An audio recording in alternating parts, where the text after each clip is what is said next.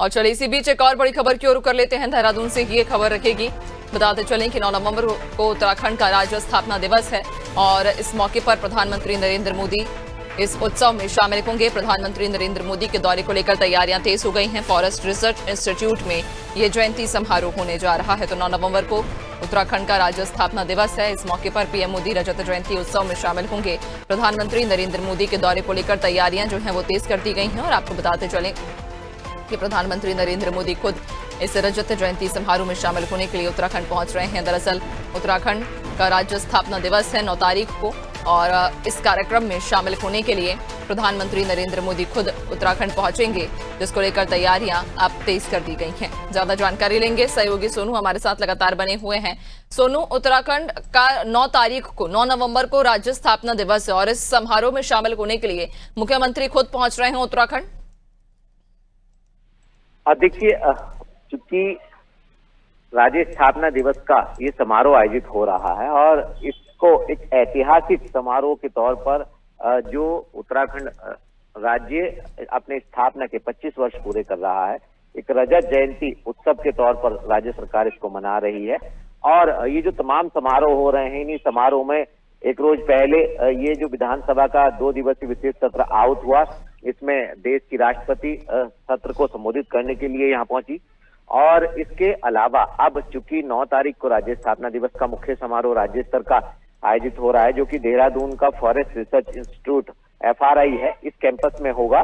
और इसी कैंपस में ये जो समारोह आयोजित हो रहा है, इसमें शामिल होने के लिए देश के प्रधानमंत्री नरेंद्र मोदी पहुंचेंगे।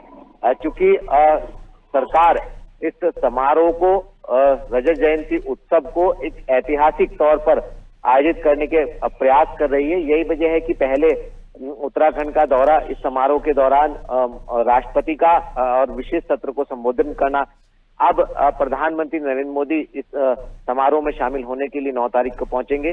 इसके लिए तमाम इंतजाम किए जा रहे हैं, सुरक्षा के चाक चौबंद प्रबंध किए जा रहे हैं।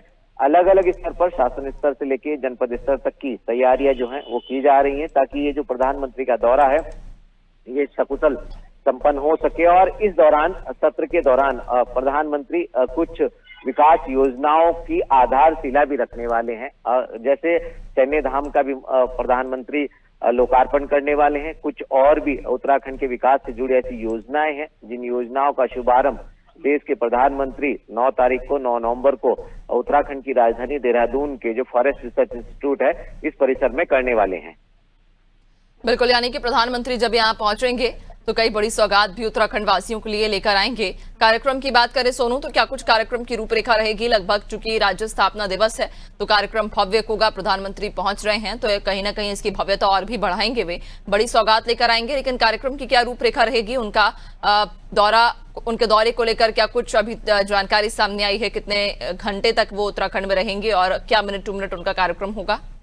देखिए, अभी सुरक्षा कारणों के चलते पूरी तरह से जो उनका कार्यक्रम है, उसका जो शेड्यूल है, उसको अभी मीडिया से साझा नहीं किया गया है। हालांकि इतना जरूर है कि जब प्रधानमंत्री यहाँ पहुंचेंगे तो इस दौरान जो है वो कई विकास योजनाओं का भी शुभारंभ करेंगे, सैन्य धाम का लोकार्पण करेंगे। और इसके साथ साथ पार्टी के जो शीर्ष प्रदेश का नेतृत्व है, उससे भी कुछ समय की उनकी मुलाकात प्रस्तावित है।